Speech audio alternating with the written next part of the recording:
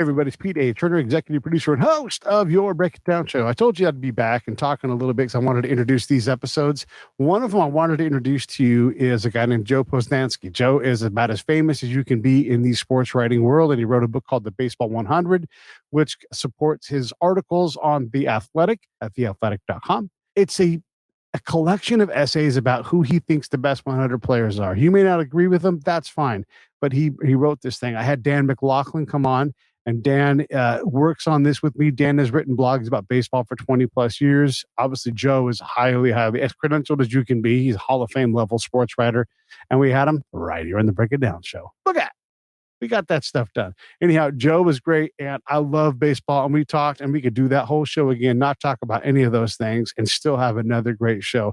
I really, really love being able to do this with people. A couple of announcements. So Dragon and Damien are taking a little bit of time off from the show. Nothing wrong, no changes. Damien's actually working on some other stuff with me. But Dragon's about to have a baby, and him and his wife are actually sick right now with COVID. So we're thinking about them. And I said, hey, relax for a little bit. We'll take care of the work day-to-day flow here. And so that's one of the reasons why I'm back on. But I also wanted to check in with you all and let you know, hey, I'm still out here, still creating stuff. I don't work on the podcast side as much because I'm trying to work on the YouTube side. More importantly, I'm trying to get back out on the road because that's where the stuff is that I can get for all of us. And so that's where I'm trying to go. By the way, speaking of that, if you go to breakitdownshow.com and you go to the top of the page, there's a PayPal link there. If you put a little subscription in each month, that goes a long way. I can't tell you. Like, that gets me out of the house and on the road. I'm like, hey, I've got money saved up enough to buy gas and maybe a night in a hotel, and I'm out the door and I'll go out and get incredible stories.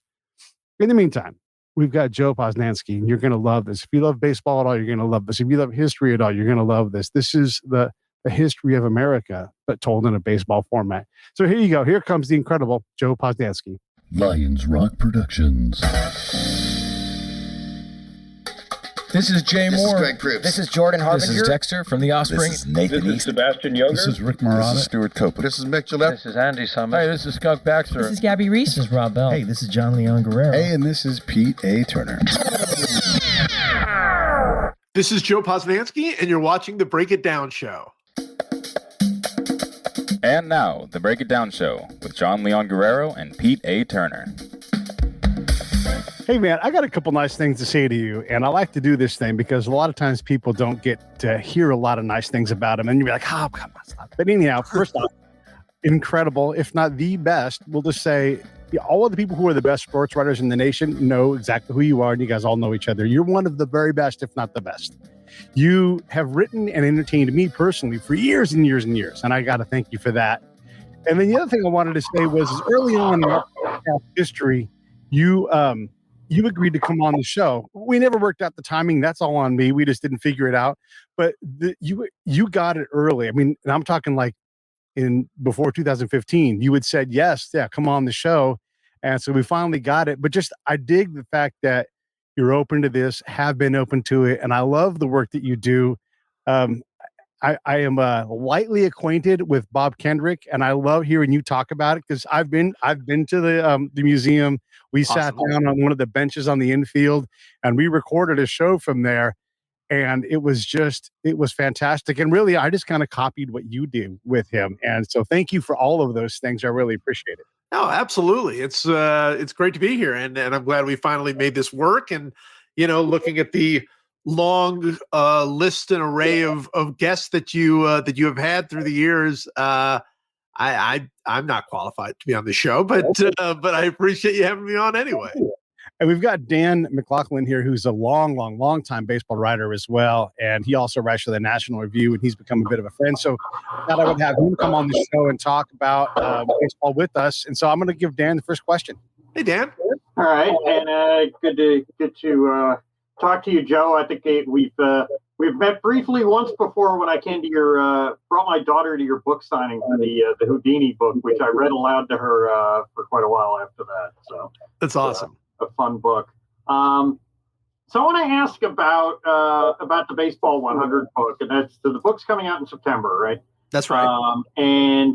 The problem of ranking the best players, there's a lot of problems that go into ranking the best players of all time. But I mean, I got to ask, I got to ask you to defend Willie Mays over Babe Ruth right at the top, because, I mean, look, obviously there's always a debate about, can you rank everybody just against the competition they played against, or are you weighting it towards different time periods, with the integration of the game, the expansion of the game internationally, the expansion of the league. To me, the Babe is the guy who was, the most dominant in the time he played, and a guy who, on top of that, did something that we haven't seen until this year, really, which is a guy who, who showed that he could be great on both sides of the diamond. So I'll put that right to you is how Willie over the Babe. Yeah, well, there you go. Dan, my book comes out September 28th. You've already given away the ending, so I appreciate you doing that to me. Yeah, there's no way to defend it, but there would be no way to defend Babe Ruth over Willie Mays either. I think that's the fun part of doing a list like this, is that there are only opinions and no right answers. For me, yes, of course, Babe Ruth was, has this one thing where he was a pitcher and a hitter, and something we had not seen before this year, and so that puts him in a unique category. But I would make the argument that he was nowhere near the fielder that Willie Mays was. He was not the base runner that Willie Mays was. So when you look at something like this, you do compare them against their time. I mean, as if we can give away the ending, Babe Ruth is number 2. So we do put against their time, but I also put a little something about their time. And to me, there is no question that Willie Mays played in a time where baseball was better. It was, of course, post-integration. It was there was expansion. The country was much larger. There were so many things that made, I think, Willie Mays' time better, and the way he dominated the game, and so many different things that he did.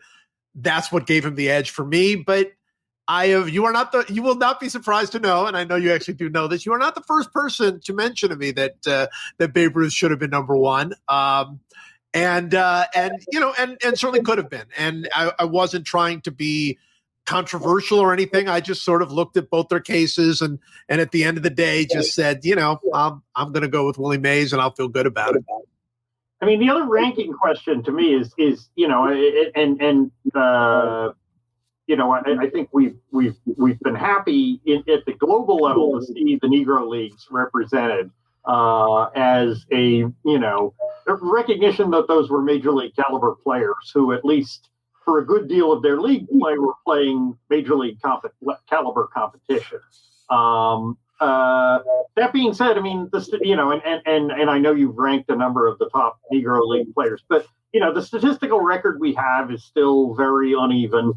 It is still evolving. For somebody like me who grew up reading like the Macmillan Encyclopedia, right? We had to adjust to the fact that like all the numbers that we learned from the 19th century have all changed by now. Right. And that's probably going to happen for the foreseeable future for the numbers that we have for Negro League competition.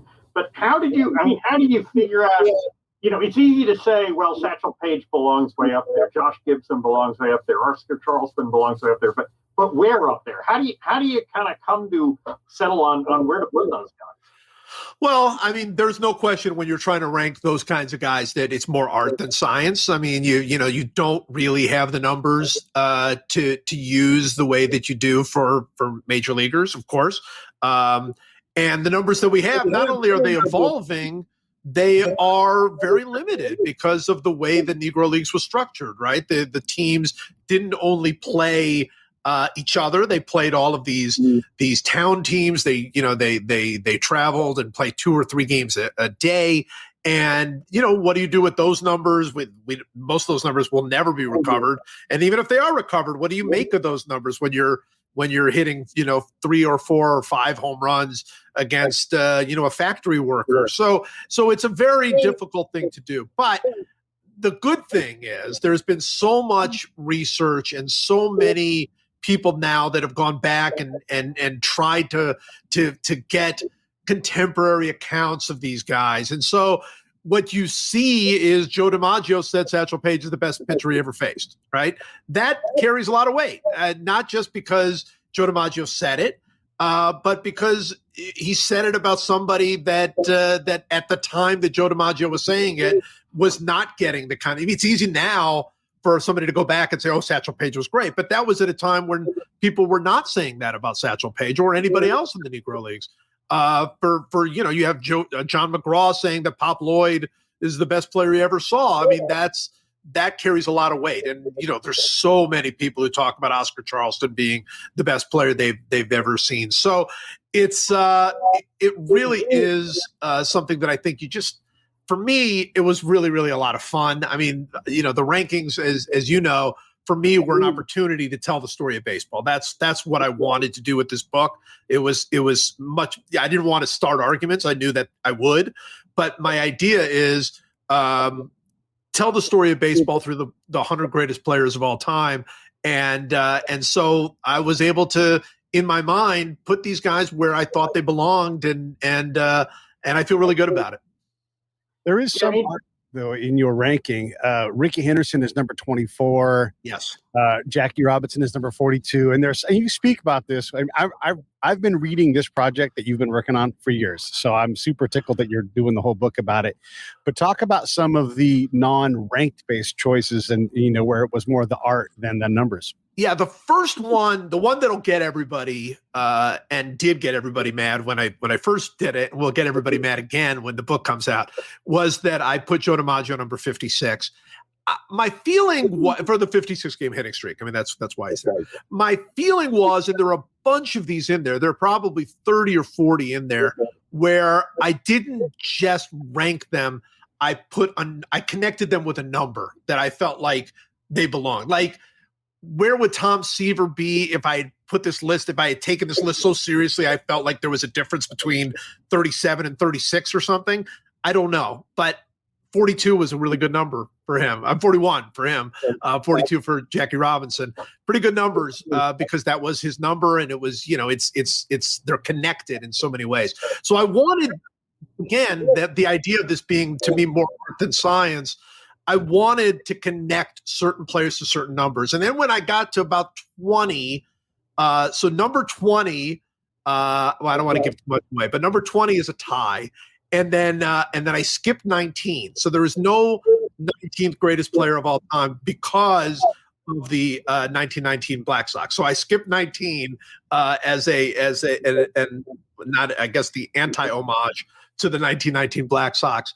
But after that, I really tried my very best. I mean, what's the difference between 5 and 6 and 7? I mean, these are the greatest players of all time. But I tried to somewhat differentiate them if I could. But above that, to me, it was more important to me to attach the player to a number that I loved and that I thought really spoke to their greatness than it was, okay, if I move them up 2 spots, would it make a difference?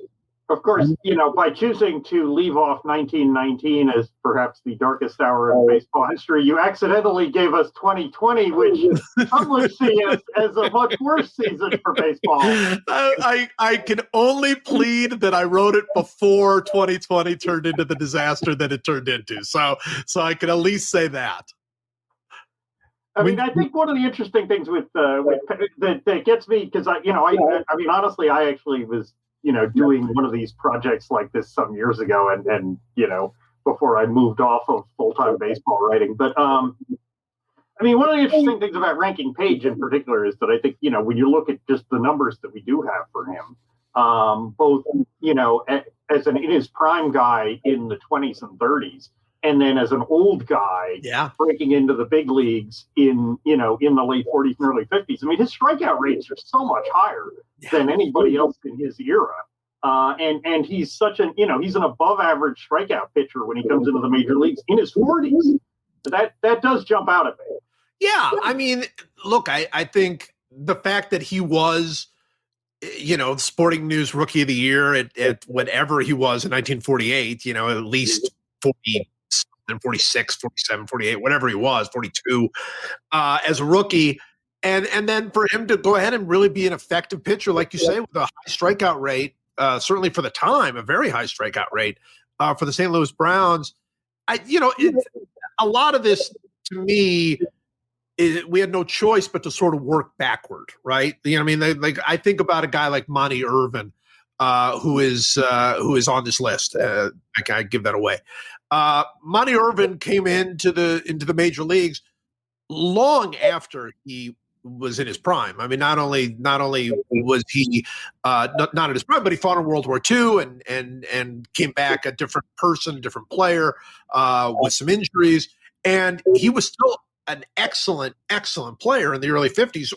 Finished top 5. I can't even remember if it was top 3 in the MVP ballot in one year. I mean, he was a great player. So you almost have to reverse engineer his career and think, okay, if he was that player in 1953 when he was 32 years old and a shell of himself, then how great was he when he was young? And everybody said he was Willie Mays before Willie Mays and all of these other things. And so I think you do the same thing with Page. I think you do the same thing with people that you can do. It's like, if they could be that great at that stage of their lives and that stage of their careers, boy, how great were they, when they were younger, for sure. You definitely do that. When you talk about Oscar Charleston, it's a great essay, and you go into the history part. So, 2-part question. One is how long has it been since you physically worked the microfiche machine? Because I know you have to go back and do some of that stuff. And then the other thing is when so the contemporaneous reporting of like, oh, this person's the best person ever. There can only be so many people that fall into that category. Granted, different decades, different people. But, there's only, they're going to say Babe Ruth. They're going to say Oscar Charleston. They're going to say Pop Lloyd, whoever it's going to be. How many of those guys fall into that category where there's such a ringing bell of truth that in this era, this was the recognized person? How many of those guys are there for history? Wow. Well, 2 good questions. I used to work the microfilm and microfiche all the time for my first books. I can remember particularly my book about the 75 Cincinnati Reds. I mean, I was just living it. And I have a terrible motion sickness issue. So like microfilm, like I would do it for an hour and then throw up and then do it for another hour and then throw up. I mean, it was not ideal. But of course now I don't have to do that. And now you can do it online. And so all of the research I did for this, just about all of it was in books and online. And that worked out pretty well. I once did a timeline. I didn't do it for this particular version, but I still remember basically a timeline of who was sort of the acknowledged best player in baseball, right? Where, and it starts, I think the way I started it was I started with Ty Cobb. So, right around 1912, 1913, 1914, and then followed it all the way through. And what I did not want to do is like do it year by year. Like, oh, well, this person was the best player this year. I wanted like, okay, so who is the best player over this stretch of time? Like, I think most people would say that the best player over the last 10 years, 12 years is Mike Trout. That this has been Mike Trout's era. And it's not that Mike Trout has been the best player every single year, but he was the best player, starting when he started and through.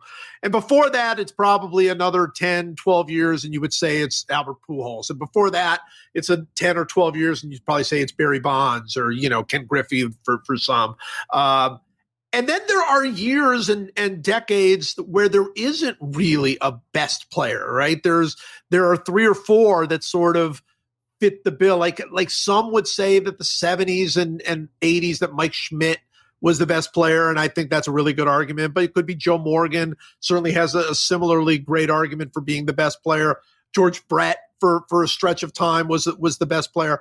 And so when you ask the question, okay, well, so when you think about those guys, I think for best ever, there are like 6 players. I mean, depending on what you do with pitchers, if you want to throw a pitcher in there, it's probably 7 or 8, because you could throw a Walter Johnson in, a Satchel Paige in. If you want to go modern, you could throw in a Greg Maddux or Randy Johnson or Pedro or somebody like that.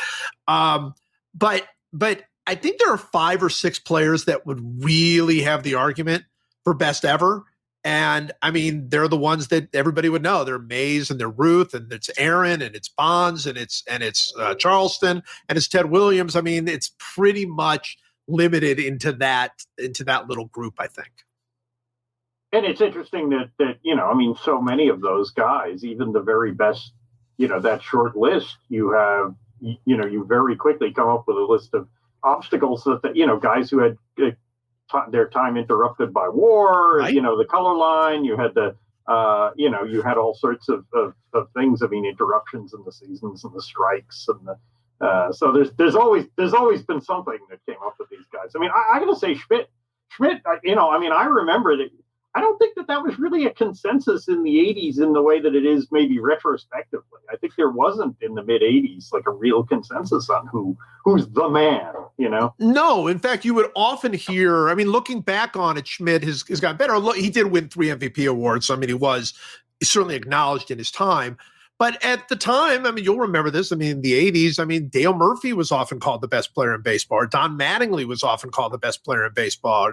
And Ricky Henderson was sometimes called the best player in baseball. And so that was definitely a moving target. The 80s is a weird time anyway. I mean, there's, nobody hit 50 home runs in the 80s and different pitchers won the Cy Young Award just about every year. There was no real, continuation. A lot of one-year wonders won Cy Young Awards in the 80s. So 80s is kind of a weird period for baseball, but yeah, I mean, you're 100% right as far as the limitations on each of these guys. And the other thing is, do we, and this was something I really had to look at is do I really believe that the best players in baseball all played 50 years ago? Like, do we not believe that one of the best players in baseball played in the last 50 years? And baseball is just sort of one of those games that, I think pushes us to romanticize the past a little more. The statistics are a little bit better in the past for various reasons. And I think a lot of absolutely extraordinary players, have been left out of that argument and probably shouldn't have been left out of that argument. When you look at like the players from the different eras, we talk about, the color line and all that, but there's a lot of eras that are built in with this. Like the era of your dad saying, I'll be goddamned if you're going to play baseball. And the kid, Dad, I won't play, right? Just the opportunity to play, the amount of choices that people have to go do something at a high level. I mean, hockey, track, and you can be a multimillionaire at track and field now, right? So there's all these different things that draw talent away, or heck, I always laugh about performance enhancing drugs because you can put a dead dude's tendon in your body and that's not performance enhancing. But tell that to Pud Galvin or any of those guys from the early. I at one point did an evaluation of 300 game winners, and up to about Lefty Grove, that's all ancient stuff. It doesn't make any sense. Everybody blew their arm out at 32 and they were done, but they'd won 300 games. Lefty Grove forward, it kind of changes. So when you look at these eras, what is the most significant? I mean, even the Negro leagues didn't have all the talent because it just simply couldn't get there. There wasn't enough of anything to really let all that talent shine. Is there more talent now on the field than ever? I don't know. How do you sort out these different eras and what is contextually important and what isn't? Yeah, it's tough. It's really tough. I am of the belief that baseball, the talent in baseball is better than it's ever been. And that is across the board. I mean, that is as pitching, as fielding, as hitting, as speed. I mean, I think it's, but the game doesn't always reflect that because, if pitchers go up 20% and hitters go up 20%, that doesn't necessarily mean that they're going to even out. I mean, pitchers going up 20%, pitchers throwing 100 miles an hour, which everybody seems to do now, really makes it very difficult to hit no matter how good you are. So I think that the balance of the game is part of what's tricky. And I think when I was looking through the eras to try to create a list like this, the contextualizing of it is not of course you're thinking about, okay, well, look, they had to play in an era where there were no night games. They played in an era when the baseballs were rocks, basically. They played in an era when the game wasn't integrated. I mean, they played in an era when this and that and the other.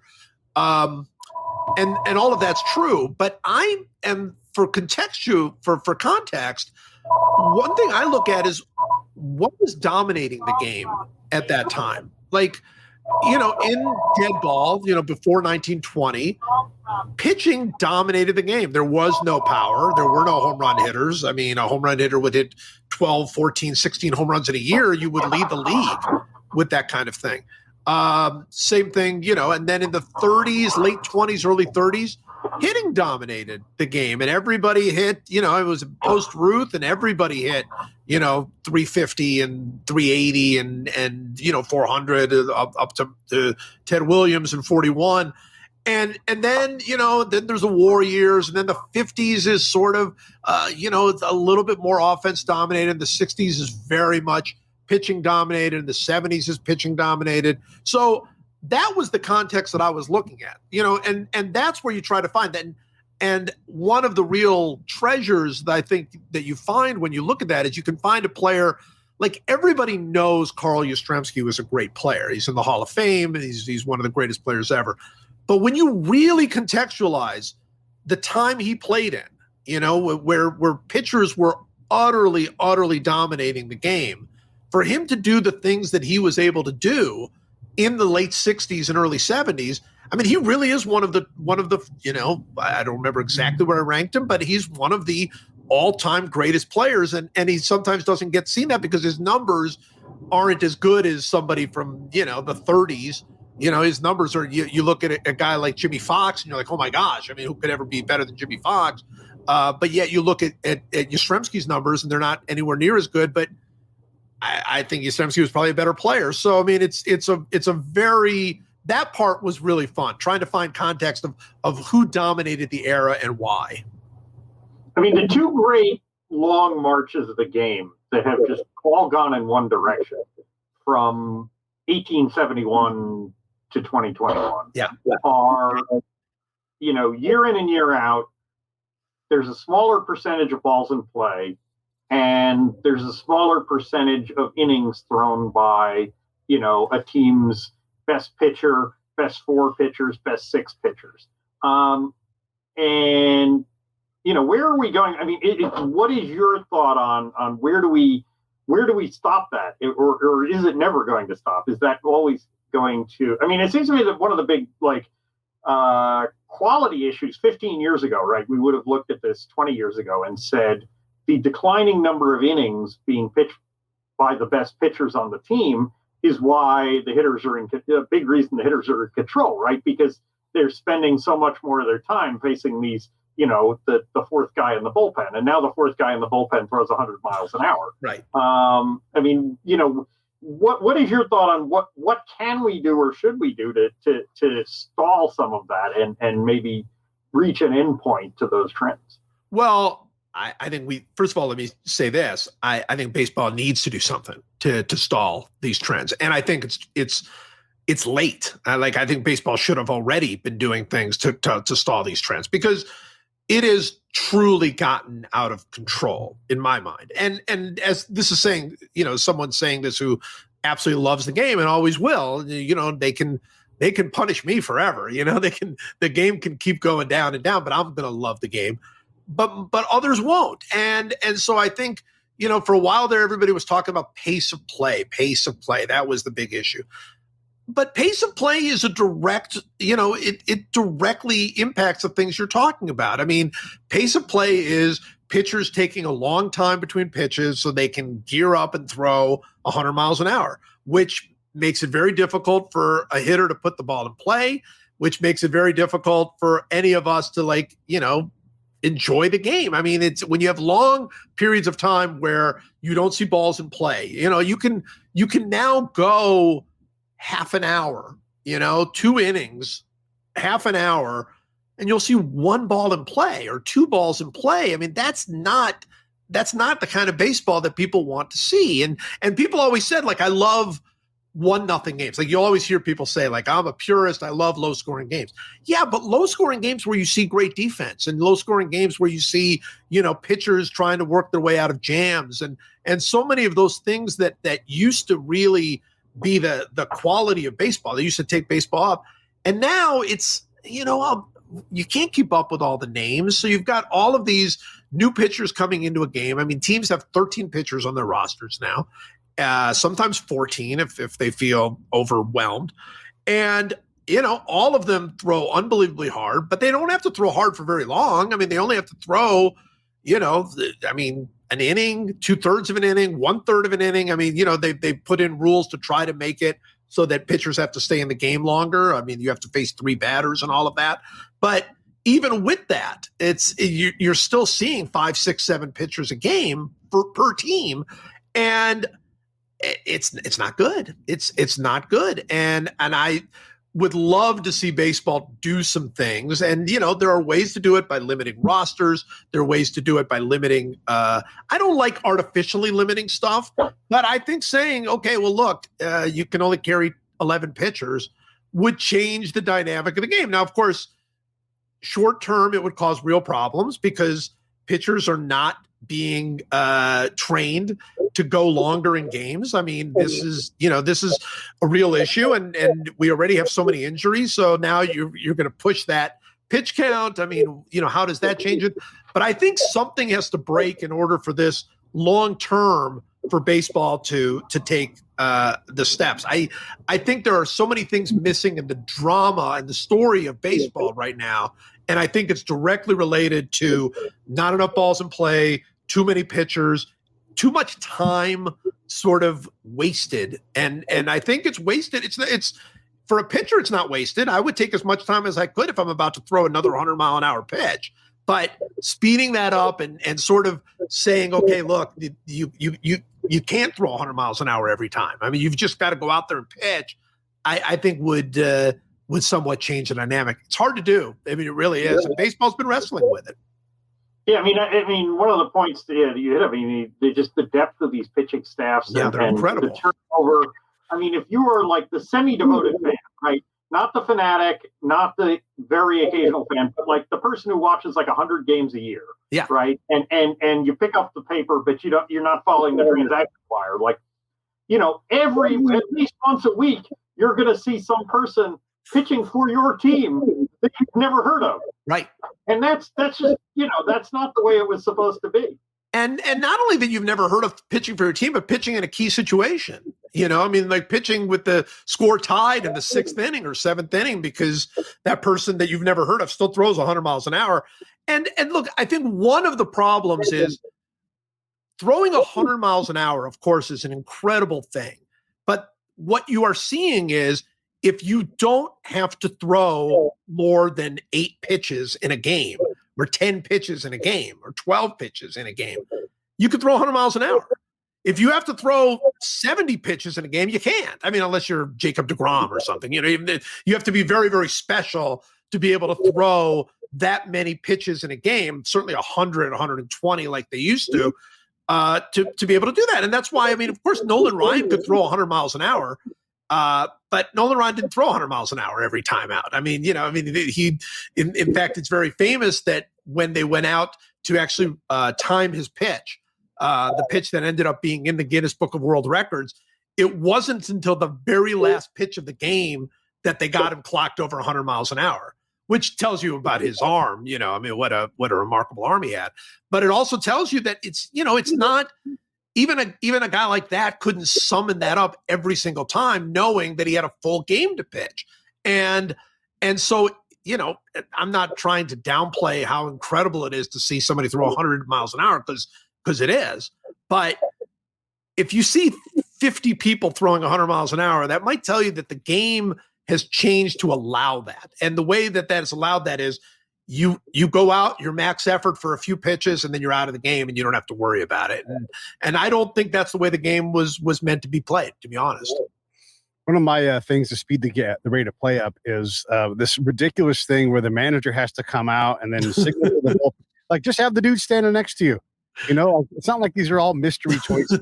On occasion, yeah, something crazy happens, but hockey changes players on the fly. Let's get into that. You see, you don't like the morality play of the manager coming out and taking the baseball and patting the guy and then waiting for the other guy to come in and giving him the ball. It's like a royal ceremony. You have to give the other guy the baseball. You're not into that. The only time I like it is like when you get those stories like Joe Torre's out there talking And the guy's like, I got it. I know what. He's like, well, what the hell am I doing here? And then he walks back to the dugout. I love it. Or Kershaw looks at Mattingly and goes, get the hell out of here. Yeah, no way. Then it's fun. Yes. That's the only time I like it. Otherwise, it's just a waste of time. I wanted to ask you, you've studied so much of the history. I got so many history questions, but so Ricky Henderson set the last unbreakable record that got broken, I think, in that Barry Bonds blew. I mean, look, if you reverse engineered James's favorite toy and said, okay, what's it going to take for Ricky Henderson to have the most walks ever, 1% chance, 1%, he finally climbs up. There was no one within sight of him until Bonds went bananas and started getting 200 plus times a year. He shouldn't have broke that record. There's no statistical model that proves that. And then I also love the essay about Bonds because you had the argument with yourself, in the thing. I would love for you to talk about that. So just in brief, like Ricky Henderson. Oh, and I want to say Ricky Henderson was a mirage too of a player. We thought for years that was the prototypical leadoff hitter. Tim Raines was close, but didn't do it as long. But he was such a freak. He allowed people to believe that freaks were normal, but they weren't. Only he could do it. Only he could do it as long as he did it. And it makes him truly, he's a guy you could have put on the list twice, truly. And said, Absolutely. No, I mean, Bill James is the one that made the famous line about him that you split his career in half and you have two Hall of Famers, right? You have Ricky Henderson, the run scorer, Ricky Henderson, the base stealer, Ricky Henderson, the leadoff hitter, Ricky Henderson, the, whatever. And it's true. The Bonds walk record is really one of the craziest things because so many of those walks were intentional. That's what really makes it crazy. I mean, he was intentionally walked 120 times in 2004. I mean, there's never been anything like it, and I suspect there'll never be anything like it again. I mean, it was somebody who had literally gotten so good by whatever means, whatever steps he had to do that, had gotten so good he broke the game. I mean, there was no situation where they felt that they could pitch to him. And when they did to pitch to him, he hit 370 and, hit a home run every 6 or 7 at bats or whatever it was. And it was crazy. So, he did break the walk record and he had a great eye throughout his career, but you take away the intentional walks and it's a very different story. And so intentional walks to me should be a separate category. I mean, they count, of course, but they're not walks in the same way that Ricky Henderson drew walks. Bonds was one of the, as he is for everybody, he's one of the most challenging characters to try to sum up, to try to write about. Obviously, there's the Barry Bonds of the 2000s who broke the home run record and then broke the career home run record, and everybody felt like in real time, unlike with McGuire and Sosa when they broke Maris's record, it was largely wholesome, and it wasn't until later that people started talking about steroids.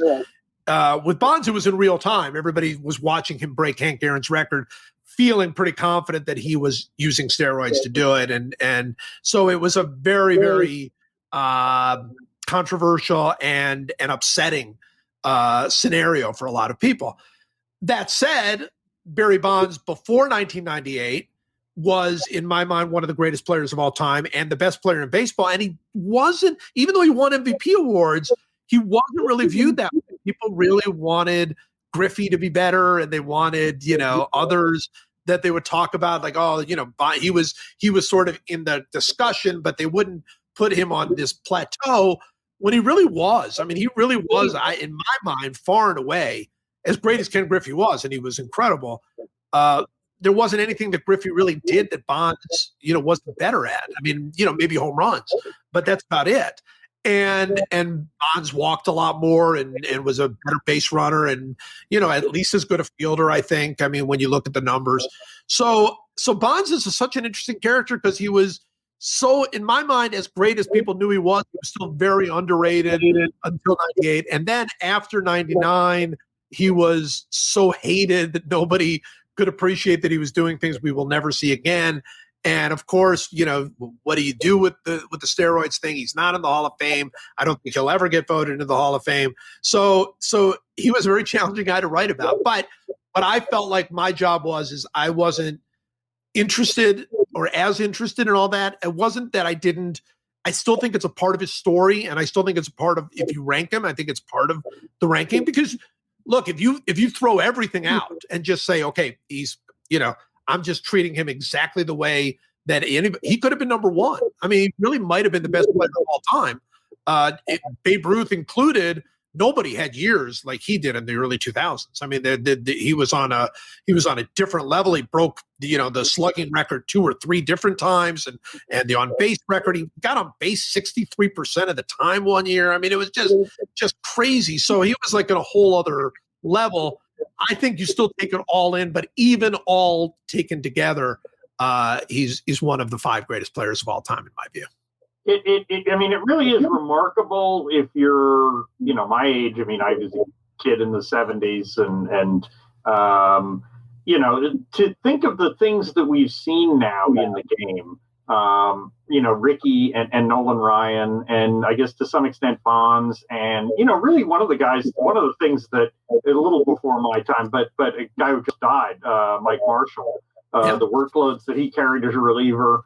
And, one of the things that one of the other great Bill James lines that I remember loving was when he was talking about, and I think he was talking about Ricky and Raines when they were in their prime, when he said, I wished in the 60s that somebody had told me to appreciate all these great power pitchers, that it wasn't always going to be like this, and that we should be appreciating the great leadoff men. I mean, other than the obvious Ohtani, sort of what do you see in the game today that you want to tell, like, a 20-year-old fan, like, appreciate this because you won't see this again? We are seeing the greatest collection of young players, I think, that I've ever seen in my life. And some of that has been unfortunately stopped because of injuries. I mean, this year, over in Atlanta, Ronald Acuna Jr. got hurt and he's going to miss a year, but he's an unbelievable talent. I mean, when you look at Vladimir Guerrero Jr. and what an unbelievable hitter he is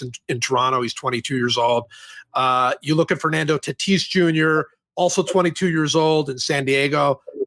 Utterly, I mean, these are not just great players. I mean, they're talents that we've very, very rarely seen. I mean, in the history of the game, we have almost never, that I can think of, maybe a young A-Rod, seen a shortstop with the talent of Fernando Tatis Jr. I mean, he does everything. I mean, after 162 games, you counted up his numbers, and they were ridiculous. It was like 48 homers and 50 steals and 150 runs. I mean, it was off the charts. And he's a fantastic defensive shortstop. Acuna is like that. Acuna is healthy and playing well. I mean, he dominates the game, and he's the same age. He's also 22 or 23. So you're seeing a bunch of like players that are coming into the league and immediately just becoming superstars on this ultimate level. I just think the talent level in baseball is wonderful. It really is. And I think the way the game is being played is sort of shielding some of that. And I think that's why baseball needs to, I think it's tough to see because, again, so many pitchers and so many blinding 100-mile-an-hour fastballs, and the pace of play is not what it should be, and all of that. So I think you miss out on just the fact that, I mean, across baseball, that this All-Star game was fun in the sense of that you really got to see again. There are so many exciting young players in the game right now, and they're going to change the way the game is being played. I mean, they're going to refocus the way the game is being played because there are a few unbelievable prospects that are on the way that everybody's already excited to see. So, yeah, I think baseball talent is fantastic. I just think it's the way the game is being played. But you're right in the sense of that even in the 1990s. So in the 90s, everybody was talking about the offense because that's everything that was going on, and it was crazy. It was out of control offense, right? It was 50 guys hitting 40 home runs in the season, and Sosa and McGuire, breaking Maris's record multiple times, and Bonds obviously doing what he did. But you know what? That was actually the era that's the greatest pitching era of our lives, was that era, because that was when we had Maddox, we had Clemens, and we had Pedro, and we had Randy Johnson. I mean, those are 4 of the 10 greatest pitchers in baseball history, all pitching at the same time, all dominating in an era that was dominated by offense. So it is easy to miss what the sort of the theme is. And it's something that you can look back 10, 15, 20 years from now and see. I think it's going to be the young players. I think this is just an incredible group of young players. That's such a Pedro really, I mean, I guess maybe the only comparison you would have is maybe Honus Wagner in terms of like a guy who was just not just a monster, but a monster straight into the teeth of the most hostile conditions. I mean, here he is, he's pitching in Fenway Park in 99, 2000 and really trying to, really doing things that other people couldn't do in far more favorable conditions. I would make the argument, and I think I do in the book, that 1999, 2000 Pedro is the best pitcher who ever lived. And that doesn't make him the best pitcher of all time because it's a career, it's not 2 years. But I think for 2 years, in the same way that people talk about Koufax from 64 to 63 to 66, the same way that you talked about, maybe a young Dwight Gooden or Steve Carlton in 72. But I think the best pitcher, Bob Gibson in 68, but I think the best pitcher of all time, if you want to reduce it to one very short period, is Pedro Martinez in 1999, 2000. In 99, 2000, that time frame, he could throw that high heat straight on the string. It was so fast. And then he could break that changeup inside or outside. It was, you didn't know. Well, and he threw his slider, it was like his 4th pitch or his 5th pitch. And yet when he threw it, it was utterly devastating. I mean, he pitched with attitude. I mean, he wanted the inside of the plate and he was incredible, just incredible. Yeah. I mean, I have to say, I'm starting to get a Pedro in 2001 vibe about Jacob deGrom right now, that he's just he's almost reached exit velocity and he's breaking apart because he's too good. Yeah, no, I mean, I do think that there are certain players that every now and again you go, oh, that person just, it's like they disappeared and then they appear on top of a mountaintop in a robe or something. Like they've just moved on to the next level of the world. And deGrom, certainly the first half of the season was like that. When you talk about the young players in the game today, it is important to recognize them right now while you have them, because you think about quartets of players kind of like we have now, where you have Ankiel, Wood, Pryor, and Zambrano all within 100 miles of each other, and not one of them had a long career. Or the great Trinity, then add in Tejada shortstops, where you're like, look at all these guys, and Nomar was brilliant, but he was short, and Tejada ran out of, and so we don't know when a tendon is going to snap or, what if something else happens, but it happens all the time to players. It's hard to make it through that injury nexus to become a compiler at some point. No question. No question. When you look at, you brought up really good examples of this. I mean, I think of the 2011 Phillies rotation that everybody was like, that's going to be the greatest rotation in the history of baseball, right? It was, they'd gotten Halladay, they got Cliff Lee, they got Cole Hamels, and that's going to be the greatest. I'm Sports Illustrated. I was working at Sports Illustrated at the time, and we sent Gary Smith, the great Gary Smith, one of the all-time greats in sports journalism, to follow that team. He was a Phillies fan. It was going to be this, and they had 1 year where they were all good, and they never had another year. I mean, they went to the playoffs, and then Halladay broke apart, and Lee was still good but not great, and Hamels kind of descended. It is really, really touchy. I mean, it's the greatness. I remember when the Angels signed Josh Hamilton. So that was 2012, 2013. I can't remember. I was right after they already had Pujols. So the talk was, wow, 2 MVPs and Pujols and Hamilton, and this is going to be unbelievable. What a middle of the lineup. Has there ever been a better middle of the lineup than Albert Pujols and Josh Hamilton? It's going to be incredible. And I wrote at the time, and I'm very rarely right, but I wrote at the time, I said, this is incredible. They spent, $400 million to do this or whatever.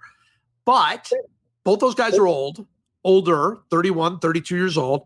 I said, if I had the choice, I would take, and I picked two young guys in Kansas City, Salvador Perez and Eric Hosmer, two guys that had not achieved anything, that had not accomplished anything yet, but they were big prospects. And I said, I'd take those two guys right now over Hamilton and Pujols, because it is so, it's so short. I mean, baseball's career is so short, and your time for greatness is so short. And sure enough, Hamilton never really came through. The Pujols at that point was very, very quickly declining. And as it turned out, Hosmer and Salvador Perez took the Royals to 2 pennants and a World Series. So, it just because they were younger, that was really my whole thinking. And so, yes, this is the time to watch every chance you can as a baseball fan to watch Fernando Tatis Jr. play, because, I mean, I hope he does this for another 15, 20 years, but you never know. But then again, no matter how good he is, he'll probably never hit 3 grand slams in one inning. So. There you go. So one of the things, because we all, you have your players that you've seen a million times to the point where you have imprinted in your head how they, what they look like running the bases, swinging the bat, what their skills are. What did you find was the biggest challenge in writing the book to players that you had a hard time bringing to life for people who didn't see them, who maybe you didn't see, who were a long time ago, or where you felt like you were able to bring out something that people just don't have a good mental fix on? I think that was the fun for me, particularly the players that I had not seen, that I was way too young to see. And I didn't see a lot of I mean, I was a kid when Hank Aaron broke the record. I mean, a little kid. I vaguely maybe saw one game with a Willie Mays for the Mets. I didn't see those guys play. I didn't see Mantle play at all. He retired the year before I was born. So, some of the other guys, though, in the 40s and 30s, that I didn't want to just write about Jimmy Fox or Hank Greenberg. I wanted you to be able to see them, or at least understand their story, understand what it was that made them great beyond the numbers that you can look up. And so, you do it with contemporary accounts. I mean, those guys, you don't even get to see video, right? I mean, you don't get to see film. At least with Mantle and Mays and Aaron, you can watch the younger. The film isn't always very good, but you can watch them play and you can sort of get a sense of what it must have been like to be in the stands when Willie Mays' hat flew off, or when Mantle hit a home run from both sides of the plate, or something crazy like that. But for those guys in the 30s and 20s and 40s, it was like, all right, well, what was it like? And the great thing is that's when, that's sort of the heyday of newspaper writing, when you had 6 or 7 or 8 newspapers covering every game for every team, and everybody had like a take on what these guys were like, and trying to put that kind of those pieces together was one of my favorite parts of the book. I know you're not John Updike or anything with the nicknames, but why aren't you out there giving out some great nicknames? And I'm just messing with you. Yes.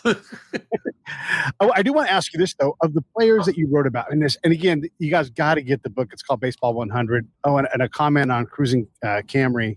He talks about Cy Young's 511 wins. Oral Hershiser breaks the unbreakable 58 2/3. That's right. Doesn't get the unbreakable status, though, and held the record longer now. And I don't think anyone's breaking 59. But the question I really want to ask you can comment on that, is of all these players that just picked up the bat and just could do it. Joe Jackson is one of the guys I think you've written about in the past.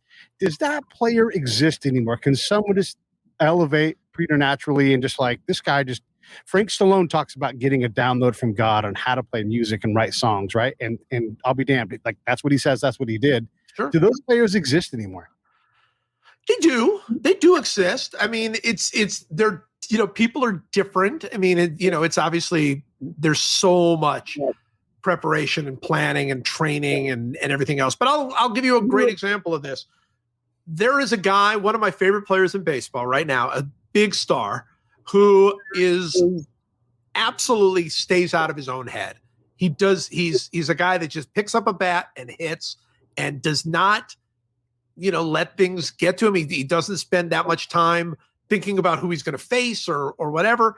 And that's Freddy Freeman for the Atlanta Braves. And if you watch Freddy Freeman play, you see it. You see that's a natural. That's a guy that just goes out there. He had a great moment during the All-Star game. They were miking him up and they were saying, hey, you're coming up next inning. Do you know who you're going to face? And he didn't, because there was somebody warming up at the bullpen. And they said, I can't even remember who they said it was. It ended up not being that guy. But they told him, you're going to be facing this guy. And Freddie Freeman literally to Joe Buck, and John Smoltz says, what does he throw? Because he doesn't care. He's like, it's for him, it's really going about there, and it's me against you, and let's see who's better. Some of that is gone, but there are still those players out there who absolutely, they used to say this about Mike Sweeney when he was with the Kansas City Royals. He was a real natural hitter and a very, very good hitter for a long time. And they said that you could wake him up on Christmas morning, put him in a phone booth with Nolan Ryan, and he'd get a hit. And that was, those guys still exist. I think there's much, much more preparation and much, much more study that goes on than ever before. But at the end of the day, no matter how much you study or how much you prepare, 100-mile-an-hour fastball comes out, you got to be able to go out there and hit it. Yeah, I always love the contrast with that between Griffey and A-Rod. That A-Rod was just, A-Rod would take his BP, but he was a guy who, he watched a ton of film, and obviously you could see that in the way he does TV commentary. Whereas Griffey didn't care, but he took a ton of extra BP because he was like, look, if my swing is working, it doesn't matter who's pitching to me. Right. So I just got to get my I get my swings in and I'm ready. And I think that's what we loved about Griffey. I mean, he was truly a natural. He had that beautiful, beautiful swing. He didn't do weights. He didn't lift weights. He didn't always take the best care of himself. He went out there. He was the kid. He just went out there and played. And for him to be as great as he was is a testament to some unbelievable talent. The book's called Baseball 100. I loved it. I've read every basically iteration you've ever written with this as you work through the process. I mean, I don't care if it's 800 pages. I'm going to read it again. I was reading it this morning. I just love it. I love it that it's not just about baseball too. It's about society. And I mean, you write a lot of words about Jesse Owens. I mean, you write a lot about, to give us the context of it, like a historian, and you put these things into focus. What didn't make it that you wanted to have in? Oh God, a lot of people didn't make it in. A lot of things didn't make it in. I'm really glad you said that. And I really appreciate you saying that, because I've said it before. I think I wrote it in the book. This really was meant to be like a history of baseball. And it's a quirky history of baseball. I mean, it's not the game came from rounders or whatever. It's none of that stuff.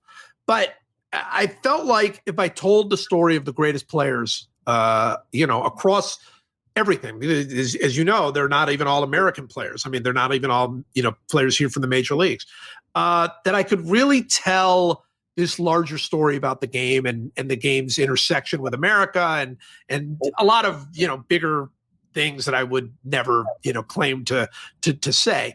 But, it's about fathers and sons and there's a lot of that in there. There's a lot in there about sort of immigrant dreams and things like that. There's a lot in there, of course, about race and I just felt like, and still do feel like, that by telling the story of each of these players in context of their time and their place, that you can write a book that I think hopefully you can read a lot of different ways. You just say, hey, I like George Brett. I want to read George Brett. Go to George Brett's chapter.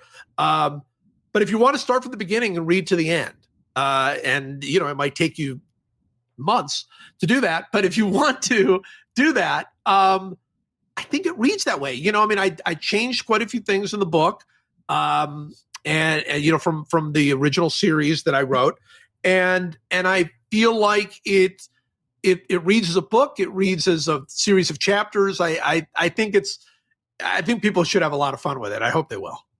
Yeah, and I greatly enjoyed some of your previous books, the Negro Leagues solo baseball book and the Big Red Machine book and the Harry Houdini book, which is definitely off the beaten path. So, Yeah. Looking forward to this one as well, having read a bunch of the essays in the Athletic when I was running there at the time. Thank you. And I wanted to thank you for writing that book with Buck O'Neill. I mean, we needed more of that. It's unfortunate we only got what we got, but thank you for getting what you got because it's just incredible.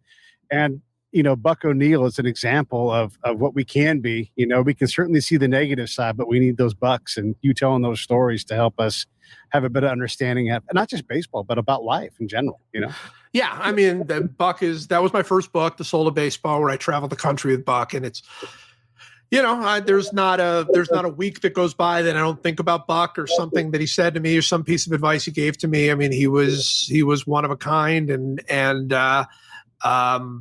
that's we do need more Bucks in the world, and I don't know how many Bucks there are, but he was an incredibly special person, and I want to believe that his spirit is in this book too. I mean, that's part of the thing. I mean, there are players in this book that I honestly had never heard of as a very, very big baseball fan that I had never heard of until I met Buck O'Neill, and Buck would tell me stories about them. And so, I think part of it is that too, is passing the torch and telling stories and it's a big part of the baseball tradition.